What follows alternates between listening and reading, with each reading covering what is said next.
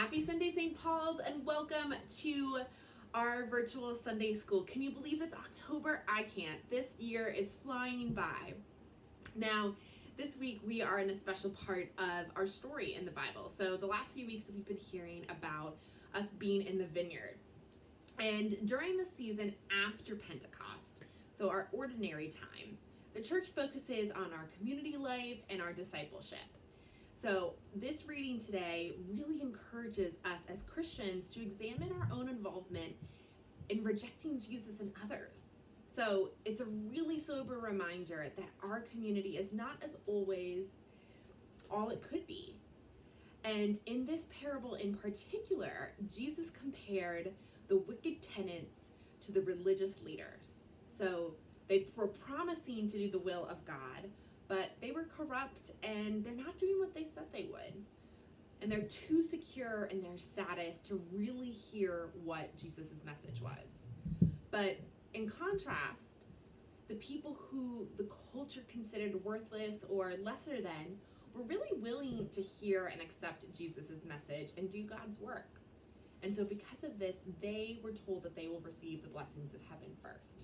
So let us settle in, find a comfy spot for our story, and I'll see you there.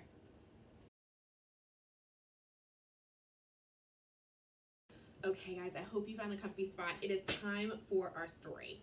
So this story is coming from Matthew chapter 21, verses 33 through 46. And it's titled, Whose Vineyard Is This? So settle in and let's hear our story. Many people wanted to listen to Jesus. They believed he was a prophet who shared important messages from God.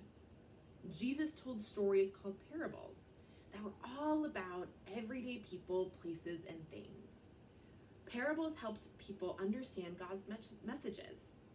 And Jesus' parables were about things like farmers, seeds, families, and vineyards, lots of vineyards. Now, many people loved Jesus' parables, but the Pharisees did not. Sometimes the Pharisees worried that Jesus' parables were about them. Here's a parable that Jesus once told. A vineyard owner rented his land to tenants who lived there and grew their grapes. When harvest time came, he went to collect the rent from his tenants. 2 times the owner sent messengers to collect his money, and 2 times the tenants said, "Give us the owner's money." "No," the tenants yelled, "we want to keep all the money. We did all the work." And 2 times the tenants hurt the messengers and chased them away. "Why did my tenants hurt my messengers?" the owner wondered. "This time I'll send my son because he's important to me. They will listen." The son hurried to the vineyard, and the workers, they were so angry that they killed the son. "The Pharisees are like workers," Jesus said. "My Father sent me for the world, but the Pharisees think the world belongs to them. They will hurt me. They will want to hurt me, God's son." The Pharisees looked nervously around. Now they knew Jesus was talking about them. So that is our end of our story. On our next slide, you will see our craft, and I will see you for our questions and our Bible bit shortly. See you there. Hi, 1st and 2nd grade. I hope you enjoyed your crafts today. Now, we have been hearing a lot about vineyards these last few weeks in our Bible stories in our Sunday school time. And so this week, our story was about rejection in the vineyard, and Jesus was telling the Pharisees about this. So I want you to talk a little bit about these questions with your parents. So who did the vineyard send the first time to collect his money? And who did he send the second time? And the third time? And how do you think the owner felt when his workers weren't giving him the money? And why do you think Jesus told stories? And what things did you think about when we heard that story? I want you to think about those and talk about it with your family. Bye.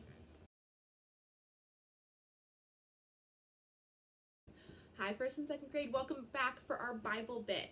Now, during Bible time, so during Jesus' time when he was alive, either before or after, a person passing by a vineyard would be welcome to eat all of the grapes they wanted, but they couldn't carry any out in a container. So when they were there, they were able to eat, but they weren't able to bring anything with them.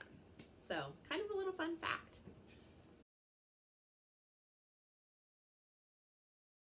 Well, St. Paul's, thank you for an amazing virtual Sunday school once again, and I hope you guys are enjoying this October, and I can't wait to hopefully see you in our outdoor worship either this weekend or in the coming weeks. I am so blessed to be able to guide and lead all of you, and if you ever need anything, I am here for each and every one of you. So have a great rest of your Sunday, and I will see you next week. Bye!